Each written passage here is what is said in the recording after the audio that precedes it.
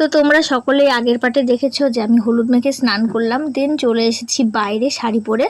তো যেটা মেন নিয়ম আর কি, মানে স্বাদের অনুষ্ঠানের ফার্স্ট নিয়ম হচ্ছে দুধ কলা, যেটা ঠাকুরমশাই পরে দেয়। ওটার মধ্যে আরও অনেক কিছুই থাকে, তো সেটাই সকলে মিলে আমাকে আর কি খাইয়ে দিল। দেন ঘরে এসে আমি পরে নিলাম একটু আলতা, আলতা নাকি একটু পরতে হয়। তারপরে চলে এসেছি খাওয়া দাওয়ার পর্বে। তো এখানে দেখো আমার সব থালা টালা সাজিয়ে নিয়ে চলে এসেছে। তারপর ভাতের থালার সাথে একে একে সব সবজির বাটিগুলো সুন্দর করে গুছিয়ে দিচ্ছিল, দেখতে কিন্তু অপূর্ব লাগছিল। একটা লেটেস্ট কথা কি জানো, একটা তরকারির আইটেম কিন্তু মিসিং ছিল, অ্যাকচুয়ালি ওটা দিতেই ভুলে গেছিলো। তো ওটা আমি পরে একটু চেয়ে খেয়েছিলাম। তো এখানে মেয়ে একটা দিদির সাথে দুষ্টুমি করছিল বসে বসে, আর দেখছিল আমাকে। দেখো না, ও মাথায় হাত দিয়ে দিয়ে দেখছে আমাকে, সবাই ধান দুব্বা দিয়ে আশীর্বাদ করছে, আর আমার মেয়ে মাথায় হাত দিয়ে দিয়ে দেখাচ্ছে যে ওকেও যেন একটু করে আশীর্বাদ করে সবাই।